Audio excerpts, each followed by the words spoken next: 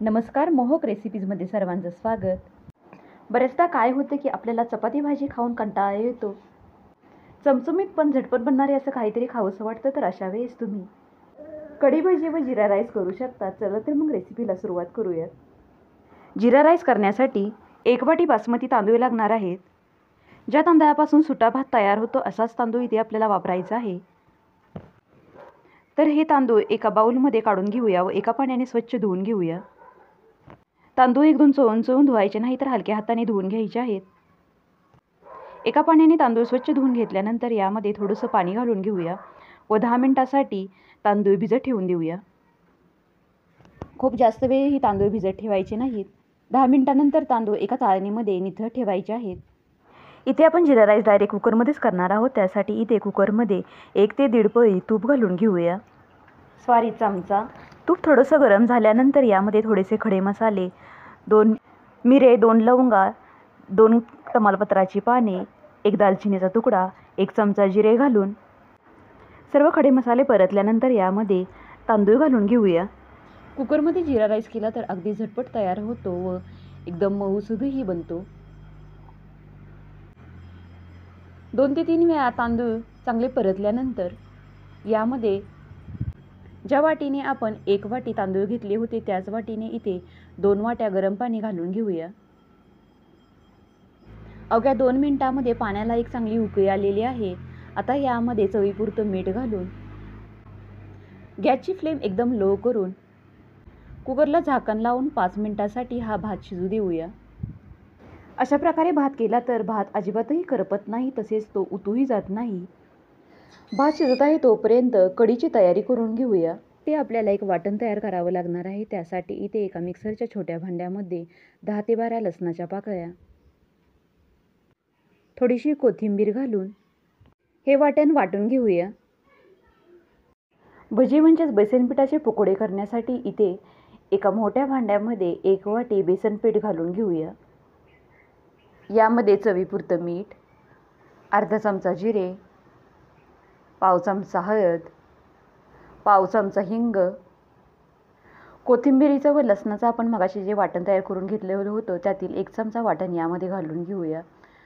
थोडासा ओवा हातावरती चोळून यामध्ये घालूया. सर्व पदार्थ चांगले मिक्स करून झाल्यानंतर थोड्या थोड्या पाण्याचा वापर करून थोडंसं सैलसर असं भज्यांचं बॅटर तयार करून घेऊया. खूप पातळ असं हे बॅटर तयार झालं तर ही भजी एकदम चपटी अशी तयार होतील. ती अजिबातही गोलाकार बनणार नाहीत. भजी एकदम आतून मऊसूद अशी होण्यासाठी हे मिश्रण एकाच डिरेक्शनने 2 ते 3 मिनिटांसाठी चांगलं फेटून घेऊया. या मिश्रणामध्ये आपण अजिबातही सोड्याचा वापर करणार नाही. 5 मिनिटांसाठी हे बॅटर असंच भिजत ठेवून देऊया. 5 मिनिटांनंतर बॅटर चांगलं भिजलेलं आहे. आता भजी तयार करायला घेऊया. इथे आपण सोडा न वापरता 1 चमचा कढईमधील तेल भजी तळण्यासाठी गरम करत ठेवलेलं आहे ते घालून घेऊया व परत एकदा हे मिश्रण चांगलं मिक्स करून घ्यायचं आहे. थोडंसं तेलाचं मोहन यामध्ये घातल्यामुळे या भज्यांमध्ये कढी अगदी आतपर्यंत मुरली जाते.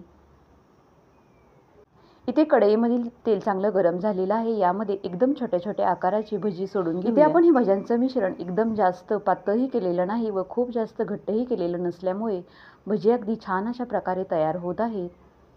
तुम्हाला आवडत असल्यास या भज्यांमध्ये तुम्ही उभा किंवा आडवा कांदा चिरून यामध्ये घालू शकता. परंतु कढीमधील भजी अशीच खाल्ली तर अगदी छान लागतात. त्यामध्ये कांदा घालायची खूप जास्त गरज नसते. म्हणजेच कांदा नाही घातलं तरी काही फरक पडत नाही. सर्व भजी सोडून झाल्यानंतर 2 ते 3 वेळा भजी उलटपालट करून घेऊया व इथे भज्यांना हलकासा गोल्डन रंग येऊ लागलेला आहे. आता सर्व भजी तेलामधून काढून घेऊया. खूप जास्त भजी आपल्याला इथे लालसर बनवायची नाही, अशा प्रकारेच बनवून घ्यायची आहे. फ्रेश दह्यापासून आपण कढी करणार आहोत. त्यासाठी एक मिक्सरच्या एका मोठ्या भांड्यामध्ये 1 वाटी ताजं दही घालून घेऊया. यामध्ये 1 चमचा बेसन पीठ घालून मिक्सरमधून थोडंसं घुसवून घ्यायचं आहे. दही चांगलं घुसवून घेतल्यानंतर कढी फोडणीला द्यायची आहे. त्यासाठी इथे एका कढईमध्ये 1 पळी तेल घालून घेऊया. तेल चांगलं गरम झाल्यानंतर यामध्ये अर्धा चमचा जिरे, अर्धा चमचा मोहरी घालून घेऊया. जिरे व मोहरी चांगली तडतडल्यानंतरच यामध्ये 10 ते 12 हिरव्या मिरचीचे तुकडे उभे चिरून घेतलेले आहेत ते घालून घेऊया. 7 ते 8 कढीपत्त्याची पाने व मगाशी जे आपण वाटण तयार करून घेतलं होतं ते घालून घेऊया. आपल्याला हे सर्व पदार्थ चांगले परतून घ्यायचे आहेत. आता यामध्ये अर्धा चमचा हळद, थोडासा हिंग घालूया. पिवळी जर्द अशी कढी दिसायला छान दिसते, त्यामुळे हळद थोडीशी जास्तच वापरायची आहे.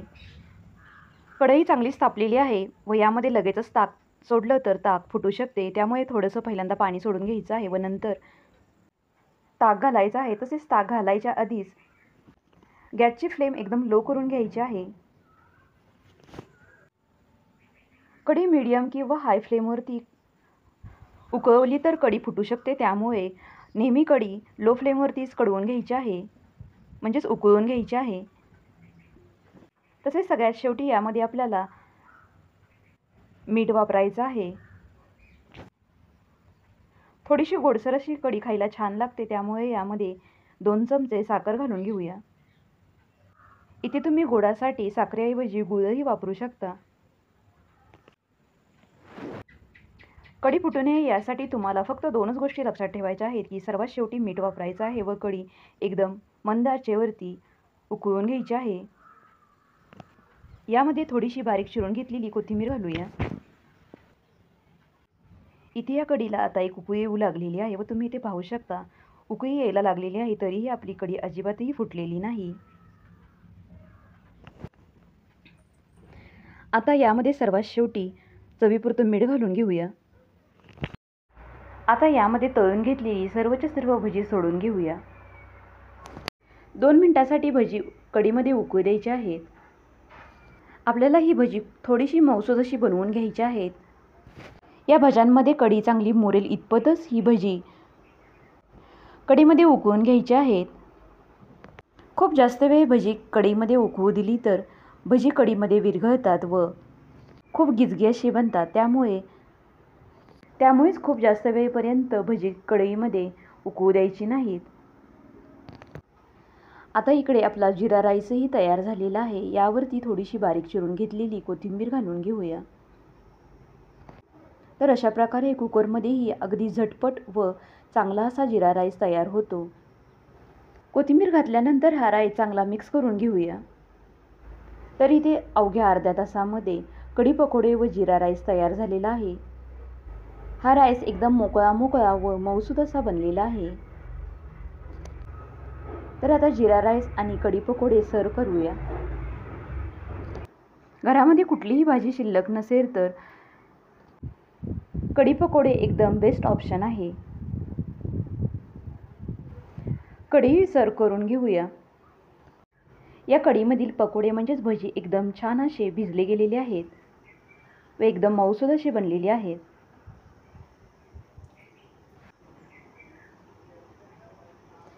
व्हिडिओ आवडल्यास व्हिडिओला लाईक करा, शेअर करा आणि अजूनही चॅनेलला सबस्क्राईब केलेलं नसेल तर सबस्क्राईब करायला विसरू नका. पुन्हा भेटूयात अशाच एका नवीन रेसिपीसह. तोपर्यंत घरी बनवलेले पदार्थ खा आणि स्वस्थ राहा. धन्यवाद.